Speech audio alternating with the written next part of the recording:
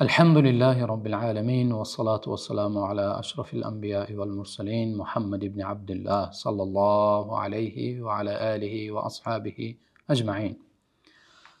دوستان گرامی، امروز میخواهم برایتان یک چند سوالهای از اهل غزه که به شیخ عمر عبدالکافی، یکی از دانشمندان و داعیان مشهور در عالم عربی و در عالم اسلامی هستند، آن سوالها را همچون عبرت تا اینکه ما و شما از این سوالها نه فقط از جواب شیخ بلکه از خودی سوال، وقتی سوالهای اهل غزه را میبینه انسان به یک هیجان میبیاد. سبحان الله.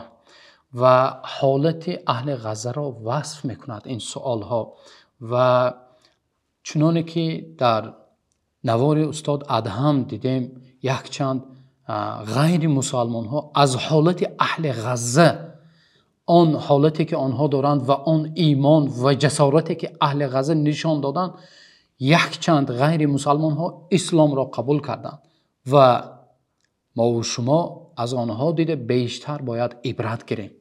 و اولین سوال را برایتان میخوانم که یکی از اهل غزه میپرسد، از شیخ عمر عبدالکافی میپرسد: شیخ، من شهادت را یعنی شهید شدن را خیلی دوست می‌دارم، اما من بر اثر مشکل‌های زندگی و محاصره بی‌عدالتانه‌ای که سالها باز 10 سالها باز غزه را فرا گرفته است قصددار شدم. اگر من شهید شوم خدا شهادتی مرا قبول می‌کند و قرضی که بر گردن من است چی می‌شود؟ سبحان الله. الله حق سبحانه و تعالی شهیدان اهل غزه را بپذیرد و الله حق سبحانه و تعالی را دعا میکنیم که مجروحان آنها را الله حق سبحانه و تعالی شفای عاجل و کامل دهد. ببینید، اهل غزه در یک دستتنگی قرار دارند دوستان عزیز، و وظیفه هر یک مسلمان، وظیفه ما و شما، چقدر میتوانیم به آنها کمک مالی، چقدر میتوانیم ما و شما بر آنها دستیاری دراز کنیم. و البته شیخ میگویند انشاءالله که در دل و نیت تو صاف کردن و ادا کردن قرض که هست، الله حق سبحانه و تعالی حتما به تو کمک میکنند. سوال دوم برادران این است که میگوید من دیدار خدا را دوست میدارم و من از غزه هستم و هر لحظه شاید شهید شوم. به من چی نصیحت میکنید شیخ گرامی ما؟ جواب شیخ این بود که شیخ میگویند شما اهل غزه ما را وصیت کنید و نصیحت کنید. ما از شما دیده به نصیحت نیازمندتر هستیم. واقعا امروز حالت خود غزه برای ما و شما یک پند و حکمت و پند و اندرز است. ما و شما از حالت غزه چقدر میتوانیم پند و اندرز گیریم. و امروز حقیقتا انسانهایی که به نصیحت کردن و وصیت کردن سزاوار هستند، آنها اهل غزه هستند. جواب شیخ هم همین بود که شما ما را نصیحت کنید. سوال سوم برادران میگوید شخصی که زیر خرابه ها مانده است چگونه نماز میخواند؟ اگر از زیر خرابه ها صحت و سلامت بیرون برآید آیا نمازش را تکرارا باید بخواند؟ وای بر حال آنهایی که صحت و سلامت هستند و نماز را ادا نمی کنند. تصور کنید زیر خانه ها مانده است، از آن میگویند چگونه نمازم را بخوانم؟ شیخ گفته سوال میکنند. تصور کنید و میگوید وقتی من اگر صحت و سلامت از زیر خرابه ها، از زیر آن بناهایی که بالایش چپه شده است صحت و سلامت برایم، آیا همون نمازهایی که نمیدونم در کدام حالت خوانده بود، در حالت خواب رفته با اشاره و با ایمای و اشاره خوانده بود، چگونه خوانده بود، آیا آنها را از نو قضاگی خوانم یا همون کفایه است؟ سبحان الله. البته جواب شیخ میگویند با هر طرزی که خوانده بودی انشاءالله قبول است و نیاز حاجت به از نو خواندن تکرارا نداری. البته از جواب هم دیده چنانه که گفتیم سوالها برای ما و شما مهمتر است تا اینکه درس و عبرت گیریم. سوال چهارم این بود که در نتیجه ترکش خانه دست و پایهایم سوخته است، چطور طهارت بگیرم؟ سبحان الله. آنهایی که امروز میگویند من پایم را شسته نمیتوانم، من آیا از بالای جوربم ماسک کشم یا نکشم، یا هر بهانه هایی میکنند، آنهایی که صحت و سلامت هستند، واهی بر حال ما و شما که در خانه های گرم، آب های گرم، همه شرایط ها هست، یگان مشکلات نداریم، اما خیسته طهارت کردن برای ما و شما سبحان الله ملال می بیاید.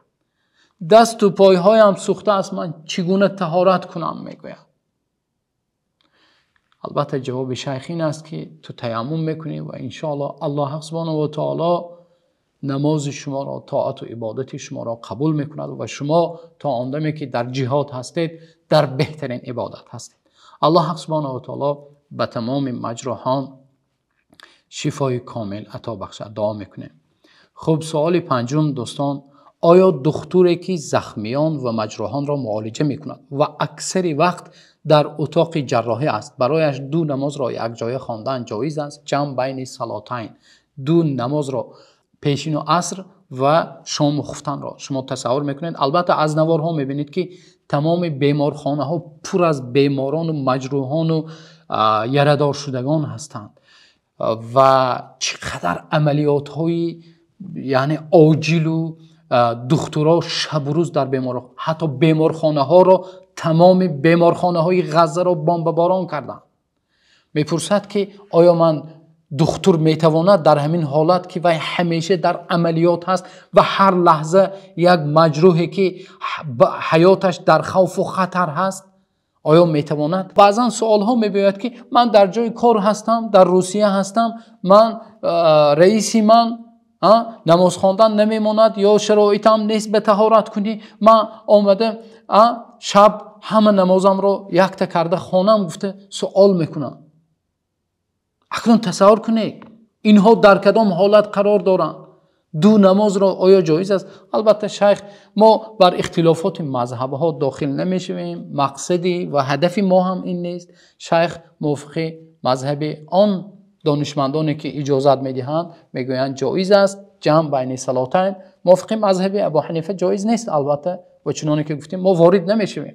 مقصد عبرت گیریم، ببینید تا کدام اندازه آنها بر طاعت و عبادت پروردگار در حالتی که بمباران شده ایستاده است، در حالتی چنانه که سؤال گذشتهش بود در زیر بناها خرابه ها قرار دارد، تانه بالایش سمنت و دیگر چیزها افتاده است، اما میگوید من نمازم رو، طهارتم رو چگونه کنم، چخیل کنم؟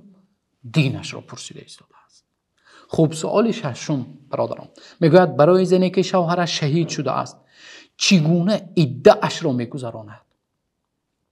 عده البته ما و شما میدونیم که زنی که شوهرش وفات میکند باید عده نشیند، انتظار شود، یک مهلت، چنانه که در آیت آمده است آنهایی که وفات میکنند و زنهایشان میماند باید 4 ماه و 10 روز انتظار شود، عده باید منتظر شود.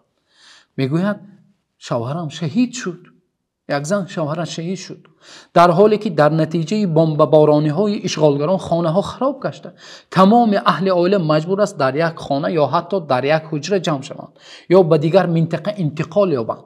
زن وقتی شوهرش میمورد در همون خانه شوهرش باید 4 ماه و 10 روز از اونجا نبراید.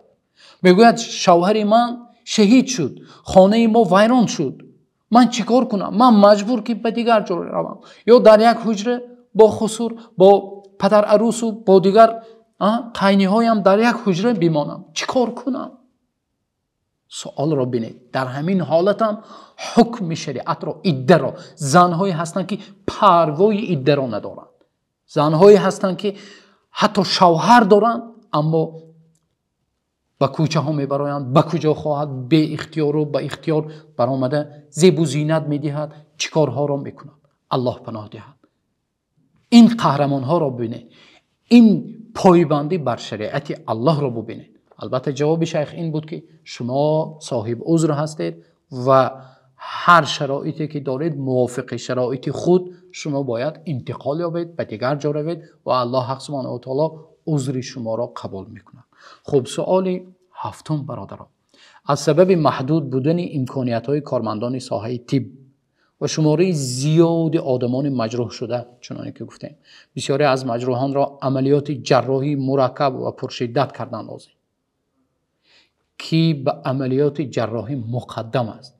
جوان یا پیر؟ سبحان الله. سوال یعنی چنین است که آدمان زیاد در بیمارخانه پر، بعضا 2 نفر رو باید عملیات کنن، اپراتسیا کنن.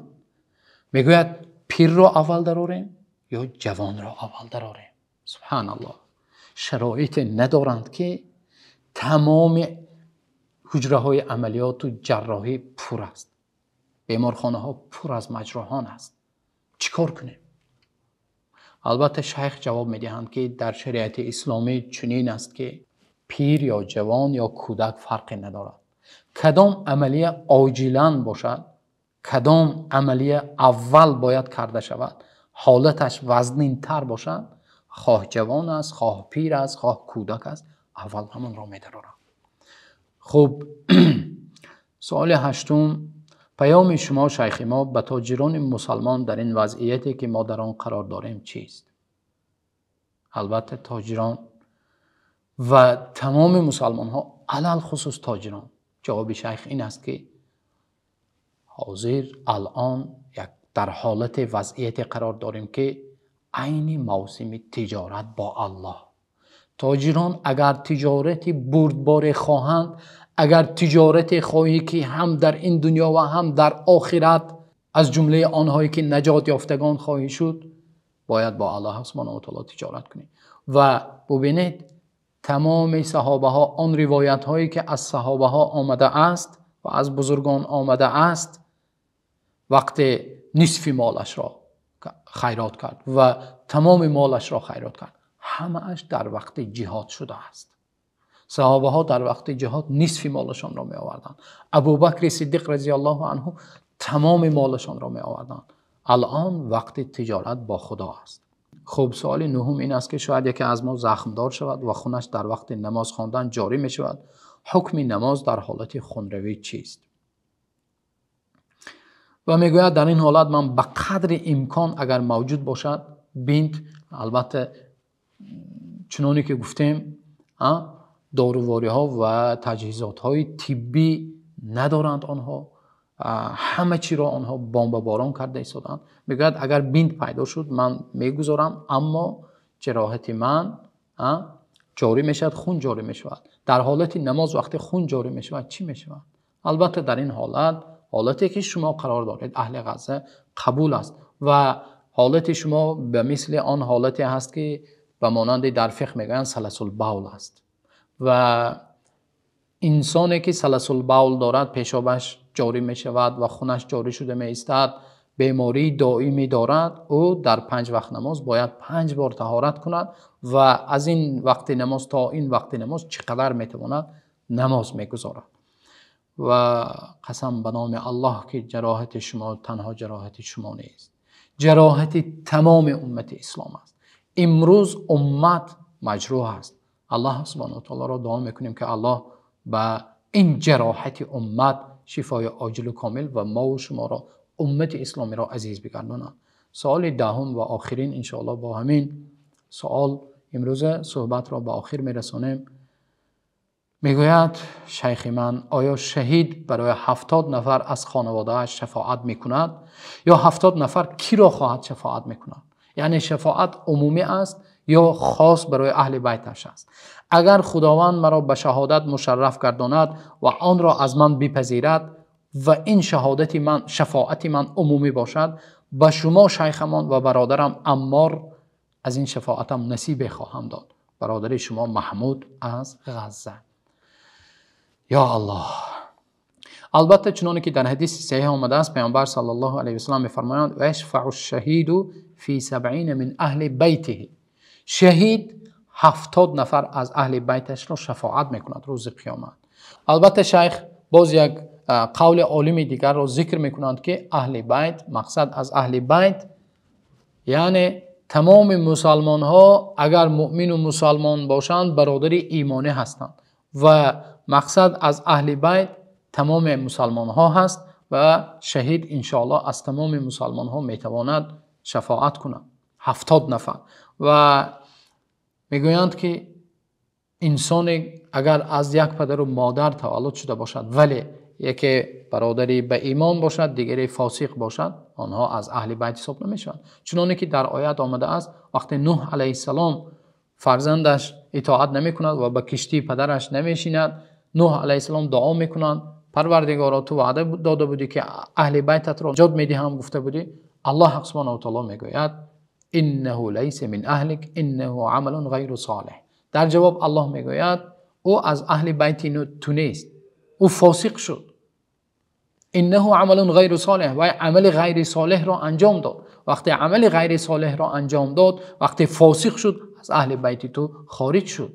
بنابراین تمام مسلمان ها با ایمان خود، با عقیده خود در یک اهل بیت داخل می شوند و الله حق سبحانه و تعالی شهیدان آن را قبول کند، شهادت آنها را بپذیرد. و الله حق سبحانه و تعالی را دعا میکنیم که الله اسلام ما و شما را عزیز بگرداند، مسلمان ها را عزیز بگرداند و مجاهدین اهل غزه را نصرت و پیروزی بخشد. سبحانك اللهم بحمدك نشهد ان لا اله الا انت نستغفرك ونتوب اليك.